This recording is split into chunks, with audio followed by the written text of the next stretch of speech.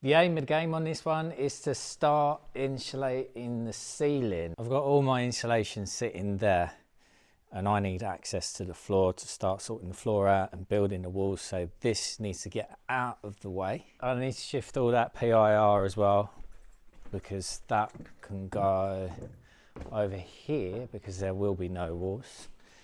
And so I can generally get a bit more sorted, but typically it's a can of worms, and before I can insulate the ceiling I need to sort out a couple of issues on the roof. Now, if you're not familiar with the drama of the roof, which led to my first initial contractor being sacked, basically he'd almost done everything that he needed to do, but not everything, and I just said, look, there's no point in you coming back because I'm sorting everything out anyway.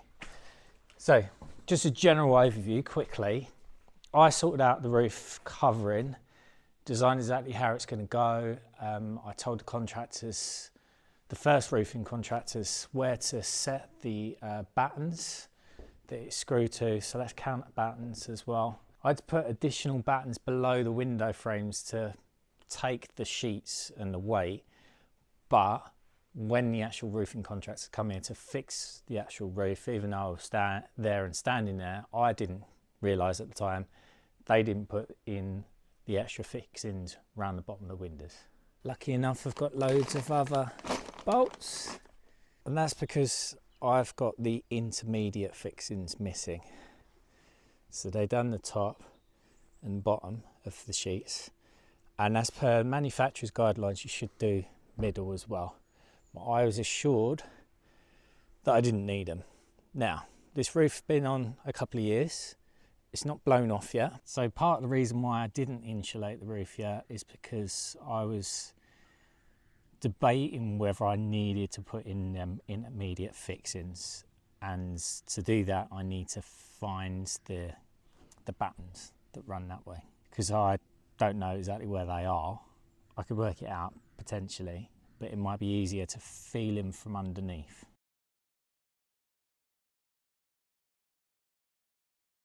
I'm going to pop my camera on my head. The microphone quality is not going to be as good because I haven't sorted out a microphone connected to this just yet.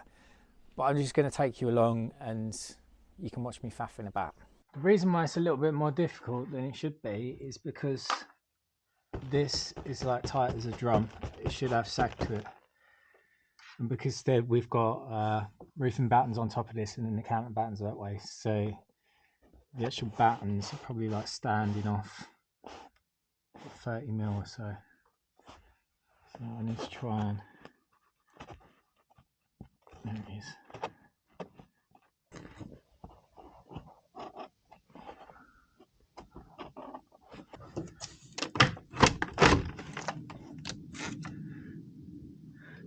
Do you like the detail in here? A special way. Right, I can't find my big roofing square, so this is going to have to do.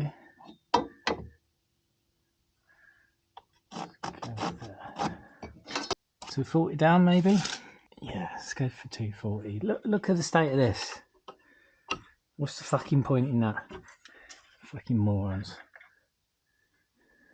I'm going to just chop that off and put some structural screws through here. These ladders, I bought 2 of them. They were £60 each. Bargain, eh? They're normally like 190 quid. Off the back of a lorry, I think. Right, these bolts, I'm sure you have to drill a hole beforehand. That's what I remember anyway. This one's loose. Look how dirty they are. I have to clean them. Don't drop anything. I've got like plants growing underneath. Christ.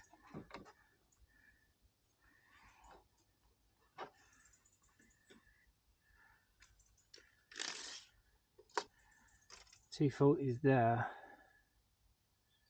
That means I put another batten lower down. Right, let's go back in. I need to try and find that. So I've remeasured. In theory, there should be, well, there is another batten here. Yeah. Now I'm just about to put a hole through my fucking roof.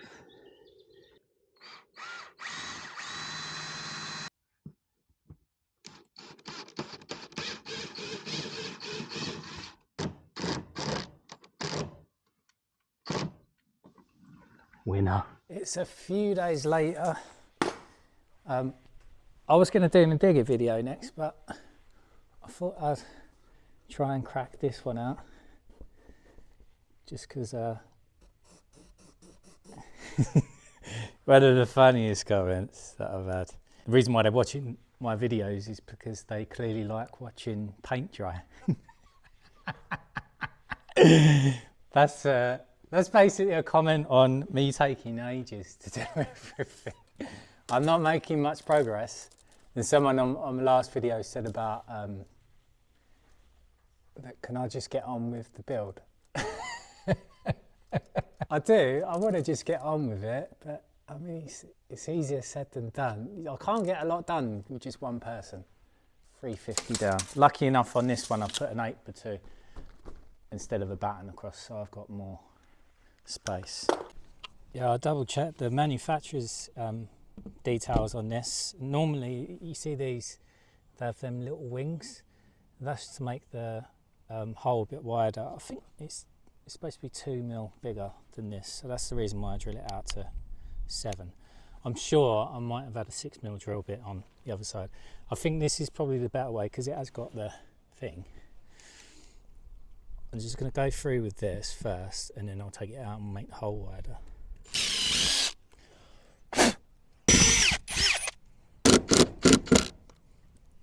Sweet. Right, I've done them two there and them two there. I'm missing these two, but I need to double check how far my 8x2 come across. I'm not sure I put it across that far. I'll have to double check. But I'm missing a bolt just down there. And funny enough, that bolt down there, that was seen by the manufacturer's rep come out to have a look at this roof, and he see that one was missing at the same time as me when we're standing over there. It's because I got a settlement off them for the roof sheets being different colours. Yeah, but he didn't spot these ones. Yeah, I just found one with the wings on. I took this one out because it split. I spotted it on the roof and I replaced it. So that's the reason why I've got a fuck ton of these, because I got these, they was the correct length, and then they ended up saying, we've got these on the van, can we just use these? So these ended up coming out 5 mil from the cross pattern, which was fine, but the original ones got sent. These are 115s. I think the original ones that got sent were 135s, and they would have put holes in my felt, so I sent them back.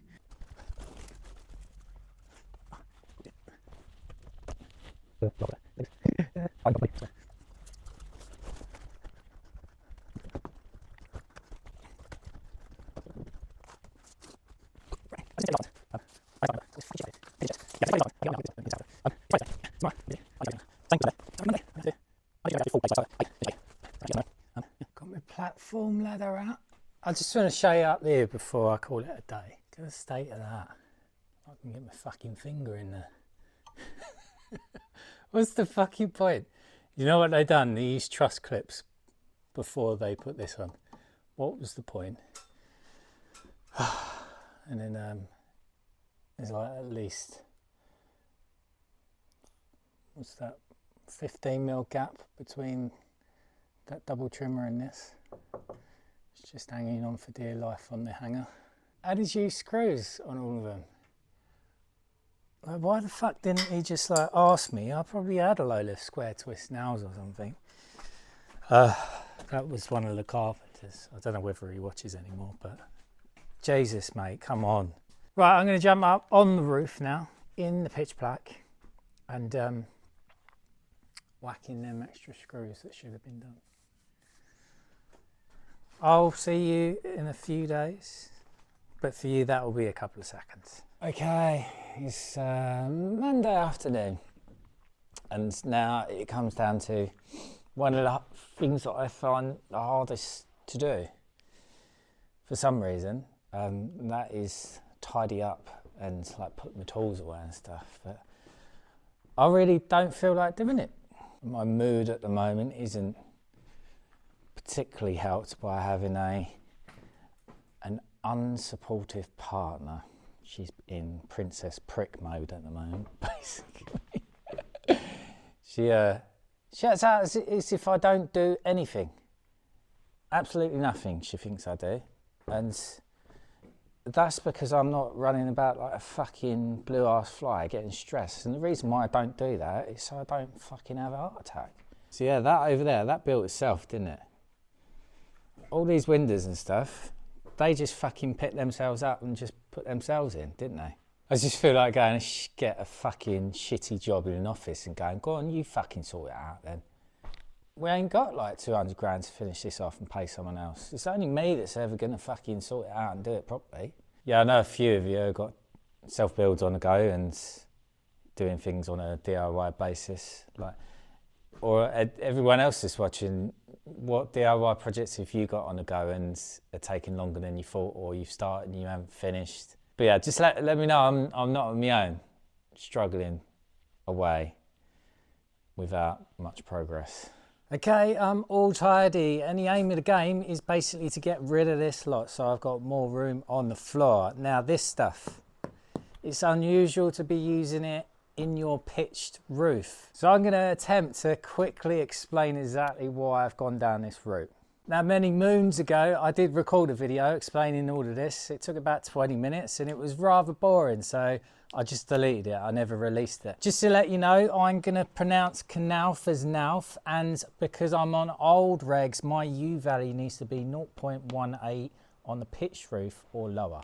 Now on my building regulations, the architect specified 2 lots of 75mm nauf rafter roll, and then below that this was 35mm of insulated plasterboard. So that means it's 25mm of PIR and then 9.5 plasterboard, and then you get the 0.5 made up of adhesive. In terms of my building structurally, from here to here is 5 meters, from there to there is 3 meters, that's 3 meters, that is just over 3 meters, so that's 3.2. My structural engineer specified this length here, that had to be C24 grade, that's the strength of timber, 220 by 45s. These ones here had to be C16, so it's a lower strength. They only had to be 195 by 45. So these ones, because they was longer, they had to be at 400 centres. And these ones here had to be at 600 centres. So if you have a look, that's all closer. And then this is wider over here. Now between me and the original contractor, we decided to run it at 220s all the way through, because that would just make it easier for everyone. So everything in here ended up at 220s instead of 195s, same with over here. And they're also graded at C24 instead of C16. And instead of C24 in here, it's actually TR26, which is slightly stronger than C24. That's normally used in truss roofs, basically. So I emailed Nauf and I said to him, look, I can only find one place that sells your rafter roll and it's pretty bloody expensive. Is there any other way that I can do this? So bearing in mind I've got more room to play with, especially in the other section, they then come back and said that I can use the OmniFit slabs. I can use the 35mm insulated plasterboard, and then I'll do one of these as a slab at 90 and the other one's at 90. So that brings it up to 180mm, which is 30mm more than the original insulation, but this stuff is a lower U value. This is on the 600 centres. And on the 400 centres, because they're closer together, you've got more. Oh, I just put percent. At the 400 centres, because they're closer together, you get more thermal bridging, you need slightly more insulation. So they said to do one at 100 and then one at 90, overall bringing it to 190mm. Now in terms of air gap above, I can just get away with that. NHBC guidance, I think the minimum you can have is 25 mil. Now in terms of my insulation, I've got 90 mil and that's in 600 slabs. So that would just go twice in there over that side. Over this side, it worked out cheaper for me to make up the 190 mil by getting a 140 mil slab and then a 50 mil slab to make up to the 190. They're on 400 slabs, so they were just stuffing the rafters as well. On current regs, the U value for pitch roof is 0.15. So you might not be able to do this unless you have significant rafters. You already know I like to save money. So I'll be doing my insulation below the rafters separate to my plasterboard. In terms of cost analysis, by using this stuff, instead of the rafter roll, it's significantly cheaper. And it's also cheaper and a lot less of a headache than doing PIR board in between the rafters, especially cutting it, making sure you fill all the gaps. Maybe even spending a shit ton more money on Gapo tape and stuff. There's no point in me telling you exactly how much I got this for. I did order it through Hughes Gray originally. They took weeks for the order to come in, and then even then only 2/3 of it turned up, and I wasn't even here and they just dropped it out basically on the road, which I wasn't happy with. I then got a refund for the rest of the insulation that didn't get delivered at the time, because they didn't even contact me to say it was coming or that it was only part of the order or how long I'd have to wait for the other part of the order. It was just a bit of a nightmare. I went for the managing director, etc. They refunded me, and they refunded me by mistake an extra £1,000, and at the end of it they just said, I'll just keep the money. So as well as all the money I saved on getting seconds for my insulation that's going to go in the floor, I've also saved a fuck ton of money on this. Probably overall maybe like £4 better off. But apparently I don't do anything. And all this lot is going to pick itself up and put itself in the ceiling. I still need to clear out any nesting material from the pigeon condos. But if I just leave it half hour, that'll probably do it itself. Before I insulate up there though, I do have a gap here, so that needs filling before the insulation goes in on the other side. So I'm thinking I'm going to use some expanding polyurethane glue, because that sticks to anything, doesn't it, apparently, apart from smooth plastic. I need to cut this down on the table saw. I need that in strips. But, oh no, I forgot. I don't do anything, do I? I better just wish for it to happen.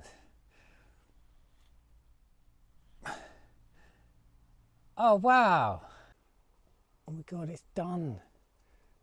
It's done. I didn't have to lift a finger. And I'm sure before, a couple of weeks ago, the soffit was hanging down over there, and this corner, this was all like twisted and hanging off, and that it's just like screwed itself together.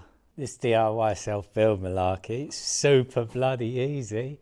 I wonder if them nest things are sorted by themselves. Oh my god, what's this? Bloody hell, it's just put itself all in the bucket. Oh my god, there's blackbird eggs. And you see that there, you see that overhang? I'm sure the structural engineer designed it so that it was like some big, massive like beam hanging out at the bottom. Maybe someone redesigned it so that and put in like a flitch beam and made it up themselves. Because it looks like a million times better. Couldn't have been me. Look at that. You see that cat? You're supposed to have the insulation continuous from the wall insulation, which is just down here, up to the rafter insulation. Now, this insulation down here is like a bit too short, isn't it? So if I was doing it, I'd probably cut another bit of insulation to then go on here to like pack up, and to stop that insulation going up, I'd probably like put a screw in there. I might as well show you the insulation whilst I'm here.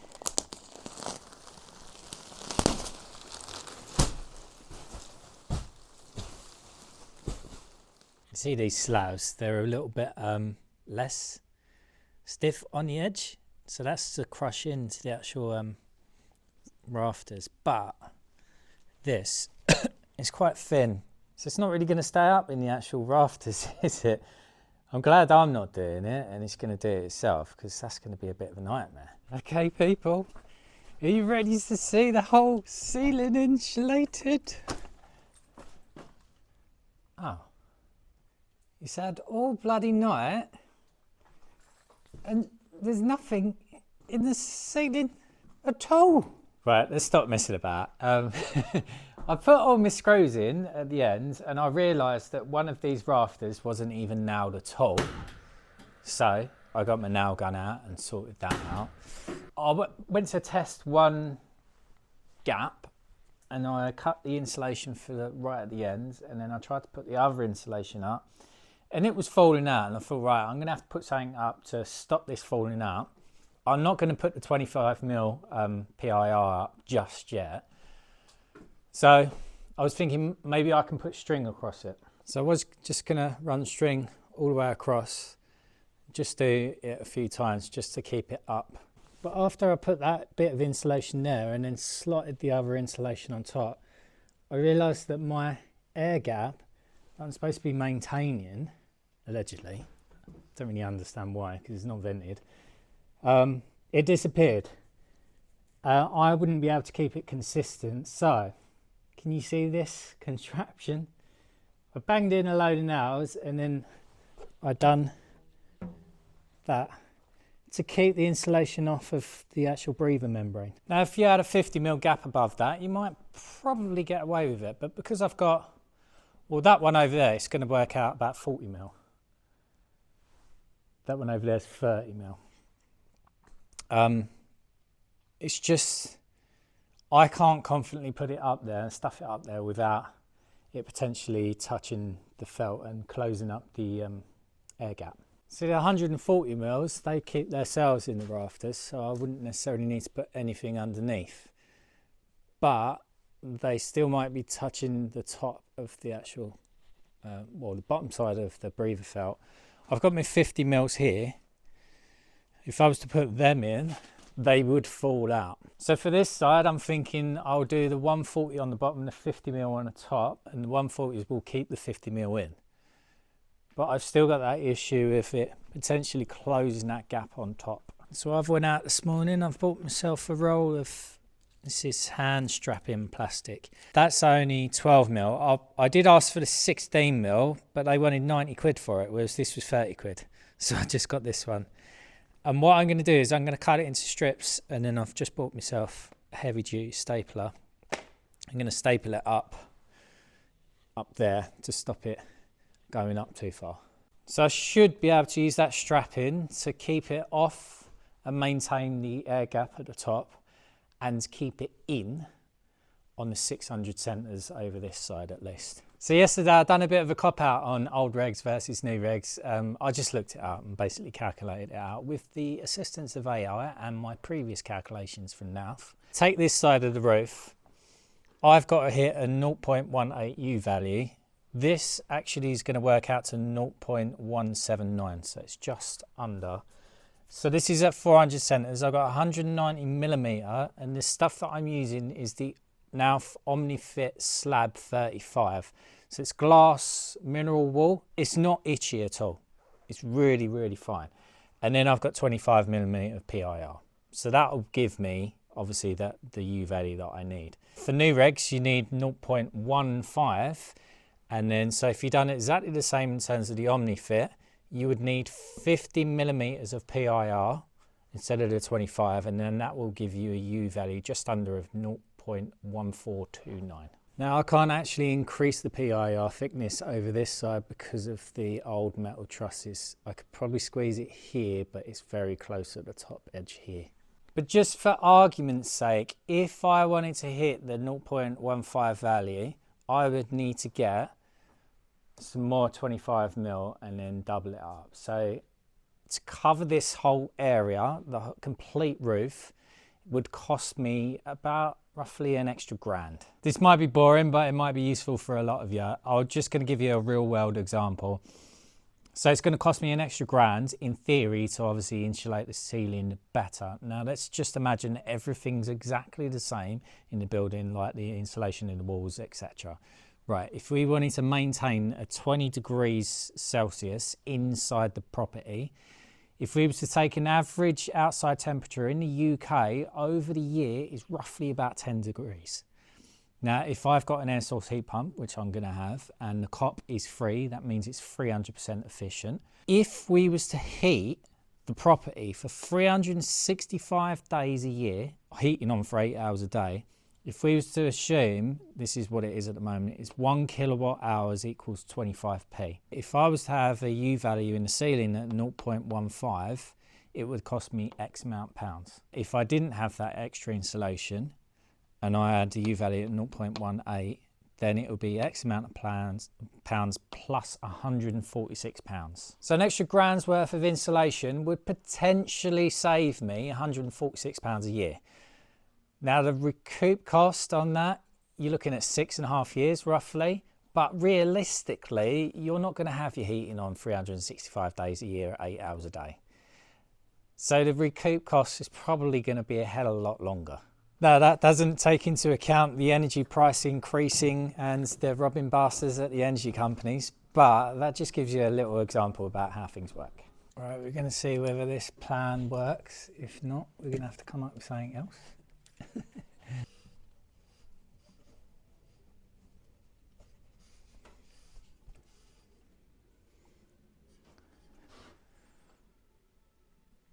Right, so I've done like a test run prototype kind of thing.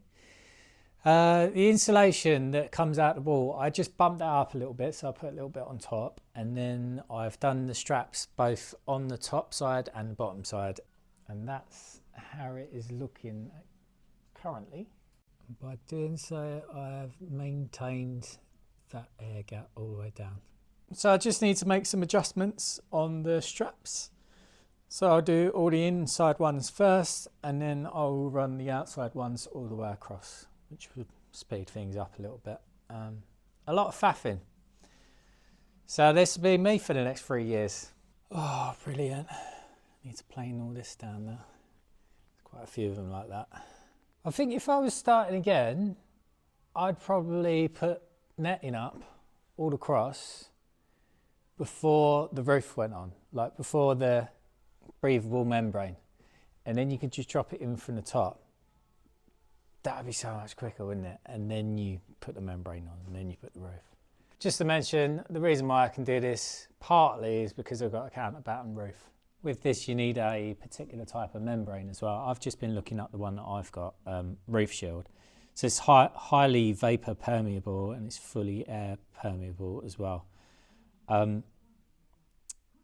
With my particular one, it does say its characteristics allow even very complex pitched roofs to breathe without a need for air gaps or secondary venting.